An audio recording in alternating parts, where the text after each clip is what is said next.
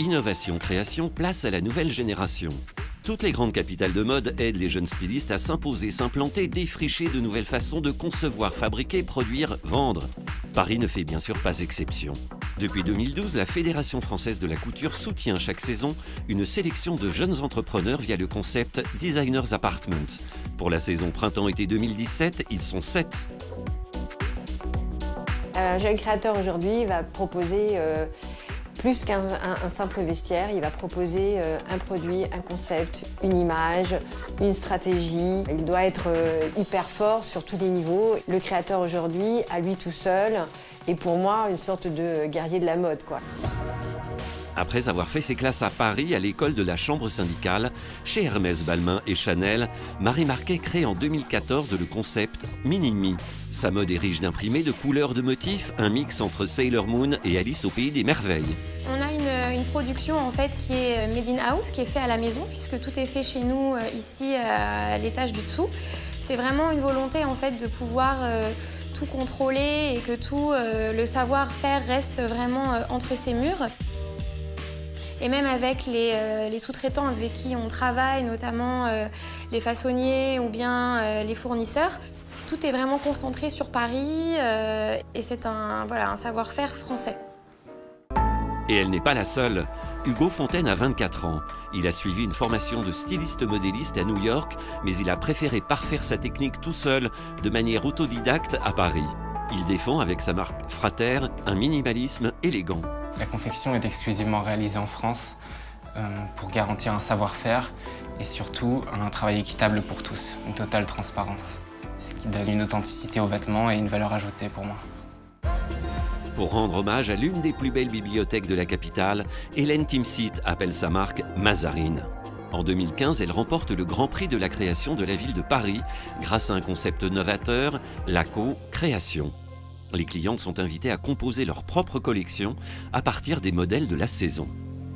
On a quand même beaucoup de coupes qui sont proches du kimono et puis on a aussi beaucoup de ceinturages qui peuvent faire penser aux arts martiaux ou des encolures qui peuvent être un peu japonisants.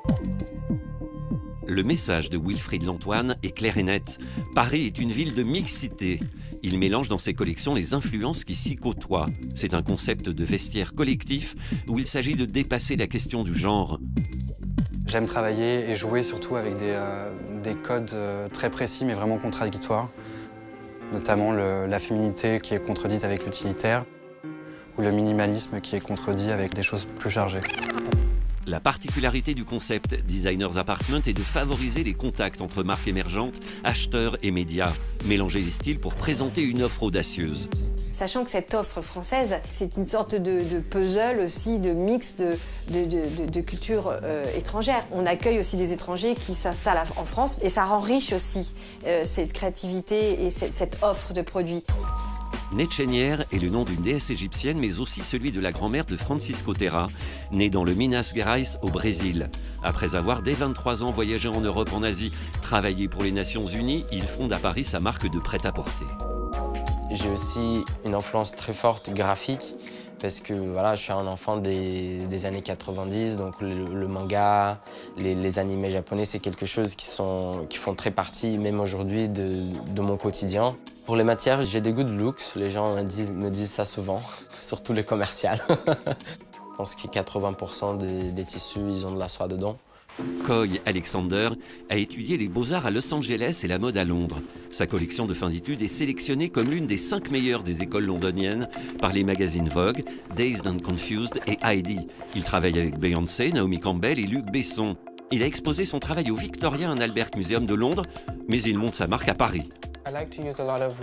J'aime structurer mon travail grâce à des contraintes et des règles pour être plus concentré et me forcer à explorer de nouvelles choses. Tout est fait grâce à des techniques innovantes, comme l'assemblage avec un pistolet à étiquette, ou des clous, ou des tissages.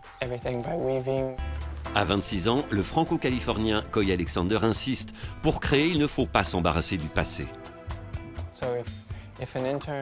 Si un stagiaire ou quelqu'un qui travaille avec moi a un véritable savoir-faire pour le tressage ou d'autres techniques, je leur demande d'oublier tout ce qu'ils savent ou ils travaillent sur d'autres choses. Parce que je veux que tout soit envisagé d'une manière totalement nouvelle, sans trop emprunter au passé. Les nouvelles technologies, les modes de diffusion sur les réseaux sociaux ont révolutionné les façons de produire et de vendre. Tous les jeunes designers développent des stratégies, pas simplement esthétiques. Ils ne seront peut-être pas forcément sur les canaux que nous connaissons, parce que tout est possible en ce moment.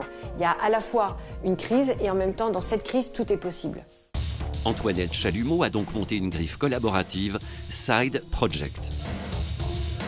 Les gens ont une profession qui leur permet de gagner leur vie et un side project dans lequel ils exercent leur passion. Antoinette Chalumeau fait donc appel au talent de ses non-professionnels pour enrichir sa propre marque qui se déploie du bijou au design d'objets. Une passion qui ouvre de nouveaux horizons.